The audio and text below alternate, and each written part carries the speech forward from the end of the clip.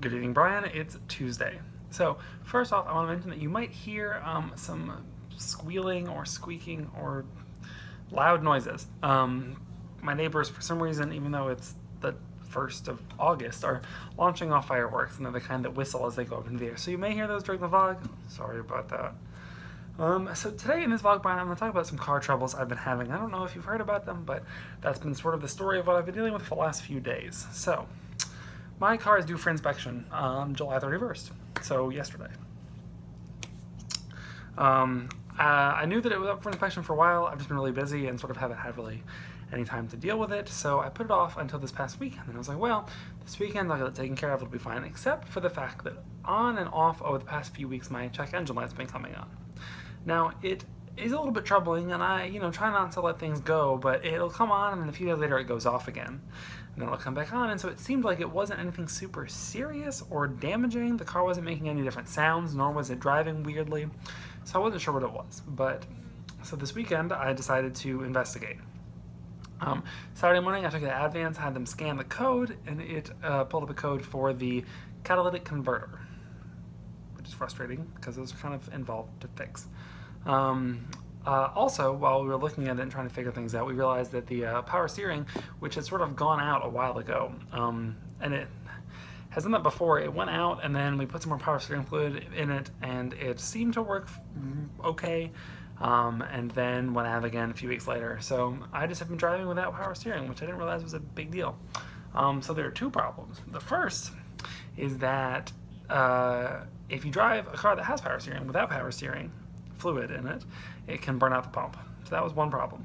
The second problem is that apparently Honda is very picky, and not just needlessly so, about their fluids in their cars, and that if you use non-Honda power steering fluid in your car, it can destroy the seals in the system. You have to use their specific kind. Most other cars are interchangeable, there's generics, but Hondas, you have to use Honda, or kinds designed for Honda.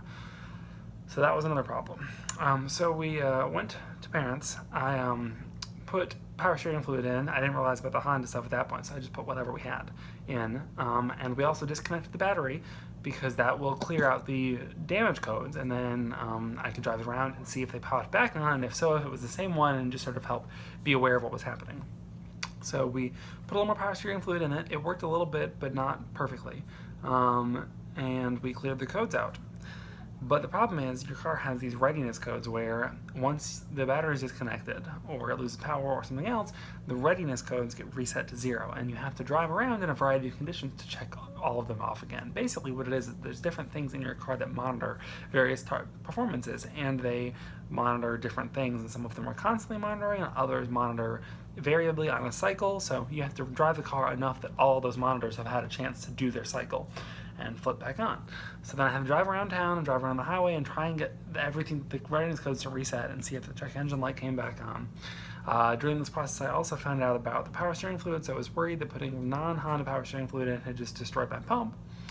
So then we ended up, I got real Honda steering fluid, put it in there. Everything without that is great, except for it is leaking slowly. We figured out where it's leaking from, but the check engine light came back on. So we were left with the decision of having to try to get it inspected, knowing it would fail, just so that we could see, A, if anything else would fail, if the power steering fluid would pass, even though technically if it's leaking, they're not supposed to pass it, maybe. But functionally, power steering is on, so that was good. See what else would fail, if anything, and also get documentation that, hey, I know that my tags are expired, but I'm trying, I have got it inspected, now I'm just waiting to get it fixed. So we did that, and then it was a whole rigmarole of trying to get a rental car. Side note, I was unable to get a rental car because they were out of rental cars.